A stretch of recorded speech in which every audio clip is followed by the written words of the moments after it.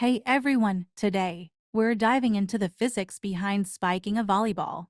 Volleyball is all about hitting the ball over the net and making it land in the opponent's court to score points.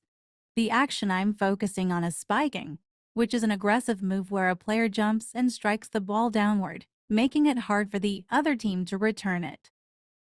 Let's break down the motion of a spike. It starts with the approach the player runs toward the ball, gaining momentum and increasing their velocity. As they prepare to jump, their arm pulls back, storing elastic potential energy. Then comes the acceleration. The arm swings forward rapidly, applying force to the ball. Finally, there's the follow-through, where the arm continues its motion to maximize the transfer force. Forces involved in spiking a volleyball.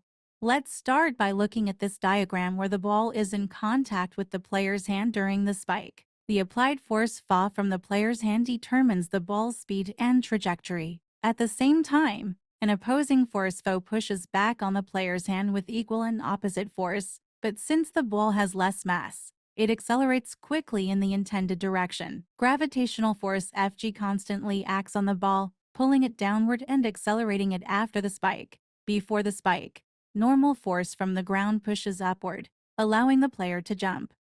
Frictional force between the player's shoes and the floor provides grip for movement and balance. Now, looking at the second diagram of the ball midair, air resistance opposes the ball's motion, slightly slowing it down. Gravitational force Fg continues pulling the ball downward. If the ball contacts a blocker's hand, friction between the ball and the blocker can slow it down or change its direction. These forces work together to control the ball's motion during and after the spike. Spiking perfectly demonstrates Newton's three laws of motion. The first law, inertia, says that the ball stays in motion unless acted upon by another force. The player overcomes this inertia by applying force to change the ball's speed and direction. According to the second law, F equals ma, the force applied by the player's hand determines the ball's acceleration. A stronger and faster swing means more force, which results in higher acceleration. Finally, the third law tells us that when the player hits, the ball pushes back with equal and opposite force.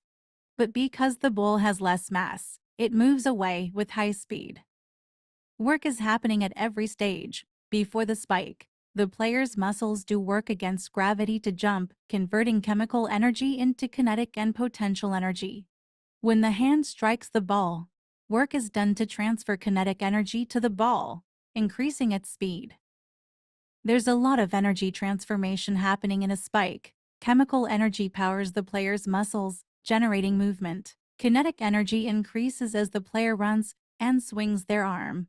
As the player jumps, kinetic energy converts to gravitational potential energy at the peak of the jump, when the ball is struck. Some energy is stored as elastic potential energy because the ball deforms slightly before springing back into motion. Here's where energy transformation takes center stage. Before jumping, chemical energy converts to kinetic energy. As the player jumps, kinetic energy transforms into gravitational potential energy. At the highest point, potential energy is at its peak while kinetic energy is at its lowest. During the spike, chemical energy in the arm converts to kinetic energy, which transfers to the ball, increasing its speed. When the ball hits the ground, energy transfers, and some is lost as heat due to friction and slight deformation. A weaker spike has less force that results in a slower acceleration as the ball moves at a lower velocity, while the stronger spike has more force applied. And according to Newton's second law, where force equals m times a, the greater the force, the greater the acceleration.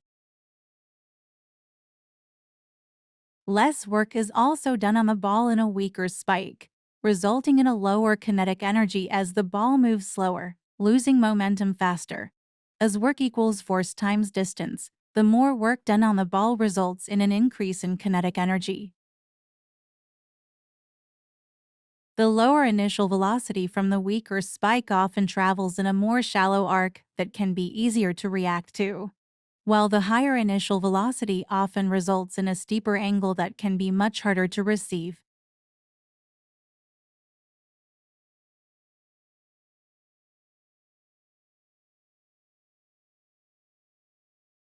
Power is relevant as it enables higher jumps, stronger hits, resulting in a faster ball speed.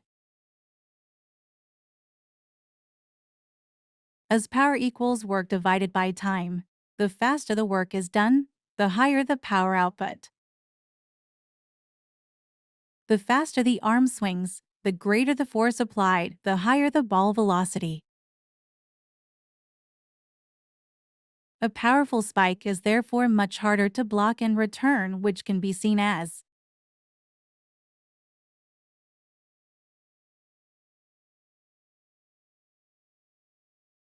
you can see, physics is everywhere in volleyball. From forces and energy to Newton's laws, understanding these concepts can help players refine their techniques and improve their performance.